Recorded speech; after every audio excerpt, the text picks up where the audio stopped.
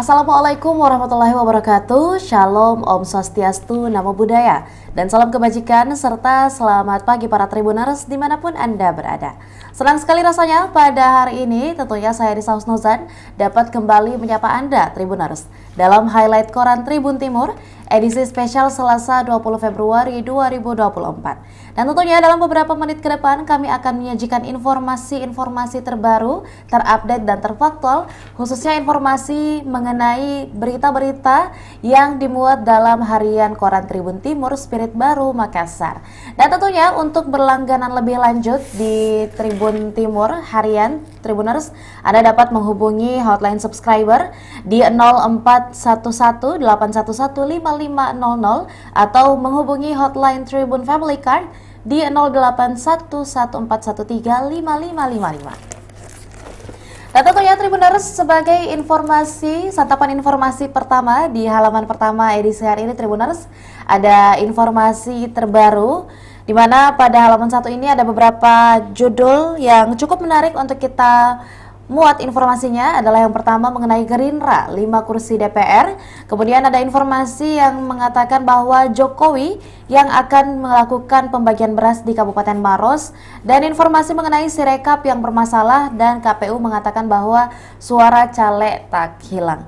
Namun izinkan saya menyampaikan informasi data terbaru Tribuners mengenai perolehan sementara kursi DPR Republik Indonesia Dapil Sulawesi Selatan per tanggal 19 Februari 2024 kemarin pukul 15.00 waktu Indonesia Tengah, yang dimana dipimpin oleh Partai Gerindra yang diprediksi akan mendapatkan 5 kursi, dan untuk Partai Nasdem diprediksi akan mendapatkan 4 kursi. Begitupun dengan Partai Golkar yang diprediksi akan mendapatkan 4 kursi, dan kemudian ada PAN dengan 3 kursi. Ada P3, PKS, dan Demokrat masing-masing 2 kursi. Dan untuk Partai PDIP dan PKB masing-masing 1 kursi. Yang dimana Tribuners, untuk perolehan sementara kursi DPR di Dapil 1 Sulawesi Selatan 1, yakni untuk Kabupaten Goa, Takalar, Jeneponto, Bantaeng, Selayar, dan Kota Makassar, yang dimana 8 kursi ini diprediksi akan diraih. Yang pertama dengan perolehan suara tertinggi Tribuners ada kader dari Partai P3, yakni Bapak Amir Uskara dengan total raihan sementara 45.774 suara. Lalu kemudian Tribuners ada Ibu Meiti Rahmatia di 45.097 suara, dan di posisi pertama ada Bapak Hamka Bekadi dengan total raihan sementara 53.604 suara.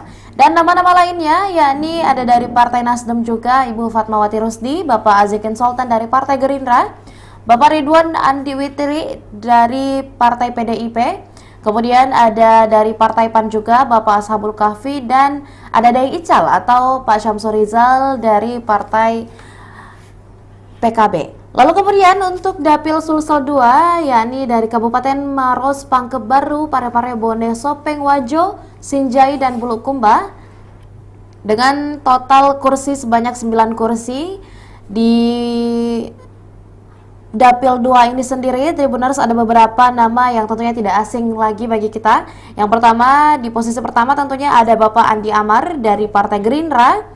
Lalu kemudian ada Bapak Andi Iwan dari Partai Gerindra pula, dan juga ada Ibu Andi Yuliani Paris dari Partai PAN. Dan beberapa nama lainnya yang juga diprediksi akan mendapatkan kursi untuk Dapil Sulsel 2, yakni ada Bapak Muhammad Aras dari Partai P3, Bapak Nurdin Halid dari Partai Golkar, Bapak Andi Muzakir Akil dari Partai Demokrat, dan Ismail Bahtiar dari PKS. Kemudian ada Teguh Iswara dari Partai Nasdem, dan juga ada Bapak Supriyansa dari Partai Golkar. Dan Tribuners, untuk Dapil Sulsel 3 sendiri, yakni untuk Kabupaten Sidrap, Pinrang, Enrekang, Luwu, Luwu Timur, Luwu Utara, Palopo, Toraja, dan Toraja Utara, dapat kita lihat bersama cukup tinggi raihan suaranya. Di posisi pertama ada Bapak Rusdi Massa dari Partai Nasdem, lalu kemudian disusul oleh Bapak Unru Baso dari Partai Gerindra, dan disusul pula oleh Bapak Muhammad Fauzi dari Partai Golkar.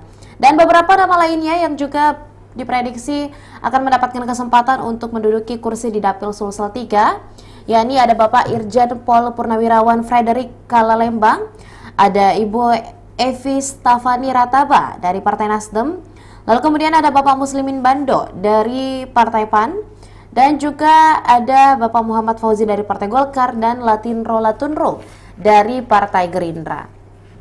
Dan tentunya Tribuners, sebagai informasi terbaru, keputusan atau perhitungan ini belum final dan bukanlah hasil resmi. Data masuk di website KPU masih sebesar 60,61% dan kemungkinan masih terjadi perubahan, yang dimana last update terakhir yang kami kutip adalah pertanggal 19 Februari 2024 kemarin, tepatnya pukul 15 waktu Indonesia Tengah. Dan tentunya informasi-informasi lainnya di halaman pertama Tribun Timur juga dapat Anda baca dan Anda akses Tribuner hanya di harian Tribun Timur Spirit Baru Makassar. Dan tentunya Tribuners, izinkan saya melangkah ke berita selanjutnya di halaman 8 harian Tribun Timur pada hari ini Selasa 20 Februari, di mana informasi mengenai mata lokal memilih Tribuners.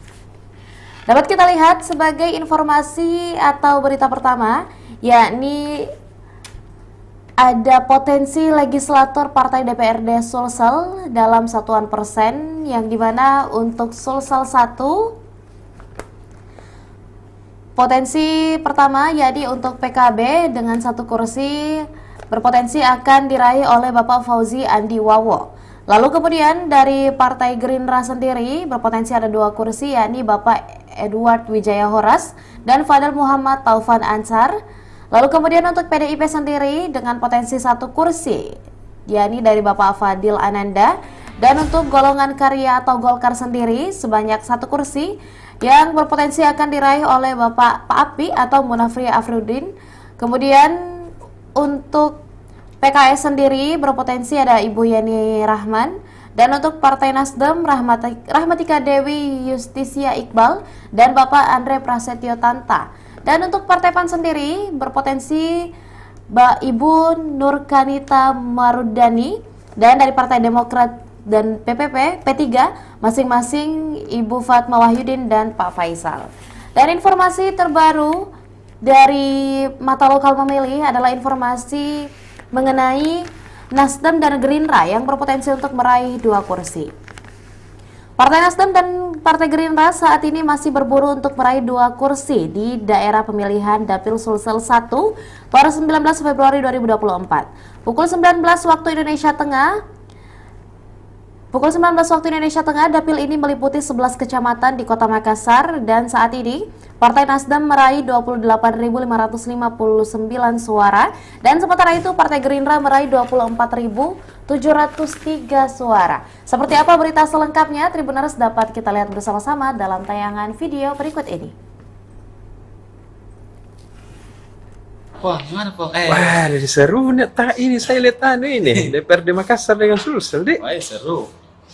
Jadi DPRD Makassar ini pun pertarungan comeback sebenarnya. Iya. Setelah Golkar kehilangan 1 musim atau 5 tahun ini kursi pimpinan ketua DPRD, kini di pemilu 2024 Partai Golkar sangat berpeluang menjadi ketua DPR lagi di Makassar. Kalau kita hitung-hitung sekarang kursinya dia sudah di 6 kursi. 6 kursi. Menuju 7 kursi. Diikuti oleh Partai Nasdem. Partai Nasdem juga sudah mengamankan sekitar 6 kursi, tapi kalah suara dari Golkar. Jadi begitu. Jadi ini masih perebutan sampai terakhir, dan ya masih setengah masuk, masih 50% demi suara. Tapi kan sudah bisa kelihatan grafiknya. Iya. Kalau di 50% itu Bang, grafiknya itu tidak banyak berubah.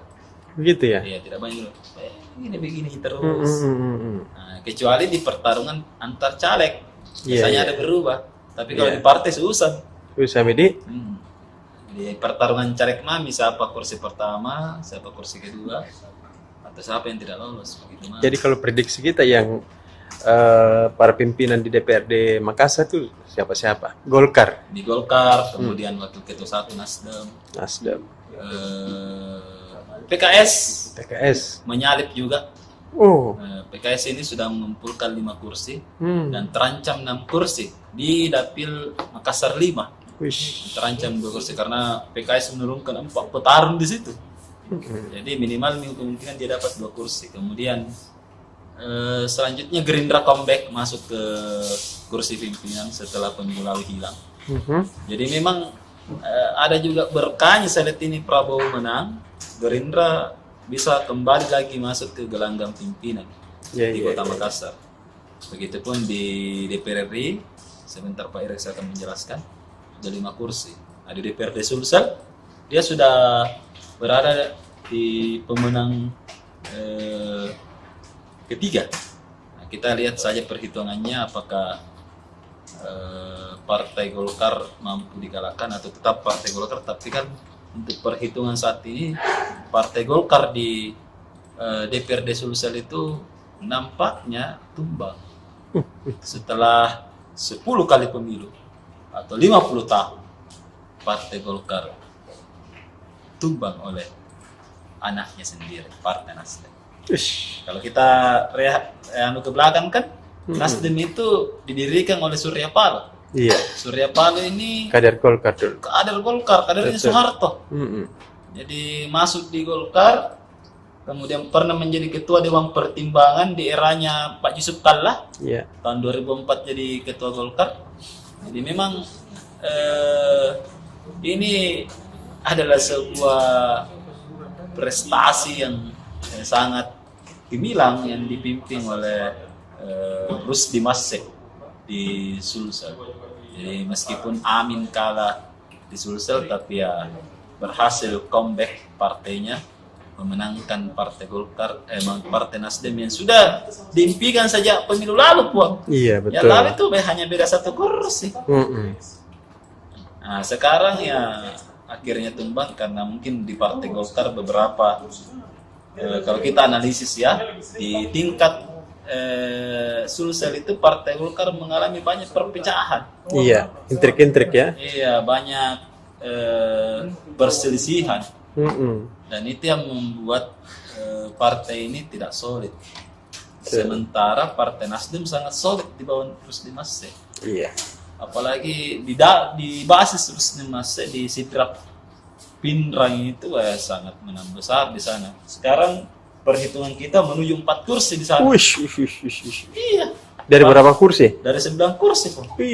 Nah, jadi ini yang menjadi menarik pertarungan pemilu kali ini karena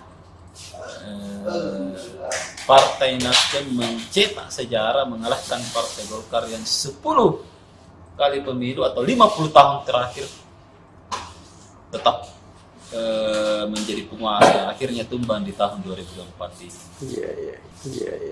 Ini sebuah sejarah. Katanya salah satu profesor di Sulsel itu, rekor itu bisa dipecahkan, tapi sejarah sulit untuk dipecahkan karena 1 kali. Ya, dan selanjutnya Tribuners, untuk berita ketiga kita hari ini datang dari Tribun PSM di halaman 16 edisi Selasa 20 Februari 2024. Dapat bersama-sama kita lihat seperti apa grafik atau penggambaran statistik tembakan dari para pasukan PSM Makassar. Yang dimana Tribuners, ya dapat kita lihat bersama Tribuners, terdapat rubrik statistik tembakan PSM Makassar dan informasi pertama yakni pertajam penyelesaian akhir, maksimalkan setiap peluang jadi gol lawan Bali United. Lalu kemudian informasi lainnya juga adalah informasi mengenai 3 pemain latihan terpisah dan informasi mengenai waspada rekor tandang Bali United. Namun untuk informasi dan berita lengkap dari Tribun PSM sendiri, Tribuners, dapat Anda baca di halaman 16. Namun izinkan saya membaca salah satu informasinya, yakni dikutip dari Kota Makassar. PSM Makassar mengasah penyelesaian akhir jelang bertemu Bali United pada pekan ke-25 Liga 1 2023-2024. Duel ini akan terhelat di Stadion Batakan, Balikpapan. Kalimantan Timur pada hari Sabtu 24 Februari 2024 pukul 20.00 waktu Indonesia Tengah. Seperti apa informasi dan berita selengkapnya dari rubrik Tribun PSM? Berikut liputan selengkapnya dalam tayangan berikut ini. PSM. Tanggal 24 lawan Bali ya? Iya Kak, dibetakan lagi. Oh, kan? bagaimana prediksinya nih? Nah, kemarin PSM terus bersiap ini setelah libur 4 hari sudah mulai latihan pada minggu kemarin, kemudian pada hari ini Bernardo Tavares fokus pada penyelesaian akhir timnya. Kita tahu bahwa PSM sangat agresif ketika menciptakan peluang, namun ini masalah efektivitasnya untuk dikonversi menjadi gol ini masih sangat minim. Nah, tentu ini menjadi pekerjaan sebelum PR Bernardo Tavares sebelum bertemu lawan Bali pada Sabtu akhir pekan nanti. Dan untuk masyarakat Adiyaman memang kita sudah buktikan total tembakan dilepaskan PSM sejauh ini sudah 352. Namun soal akurasi tembakan ke gawangnya ini sangat minim. Hanya berada di angka 112 dan itu berada di peringkat 11. Kalau kita urut dari 18 klub Liga 1, padahal kalau total tembakannya 352 mereka berada di peringkat 2. Nah, ini kan menjadi apalagi namanya anomali yang harus dibenahi oleh Bernardo Tavares. Tentu kita berharap dengan pembenahan dilakukan ini bisa menghasilkan hasil yang baik, karena tadi latihan di Stadion Kalegoa, penyelesaian akhir benar-benar diasah, mulai dari pemain duel 2 lawan 2, kemudian 7 lawan 7 di game internal, variasi-variasi serangan pun dilakukan. Namun yang menjadi masalah ini ada 3 pemain yang sempat latihan terpisah. Ada striker Adilson Silva, kita tahu Adilson sedang on fire di pertandingan terakhir lawan Persita, cetak 2 gol. Kemudian ada Rizky Eka yang juga bisa menjadi pelapis dari Yaakob Dayan Cesayuri untuk mempertahankan agresivitas serangan PSM. Kemudian ada kiper Reza Arya. Belum jelas apakah ketiganya alami cedera serius atau cedera ringan dan apakah nantinya bisa tetap tampil lawan Bali.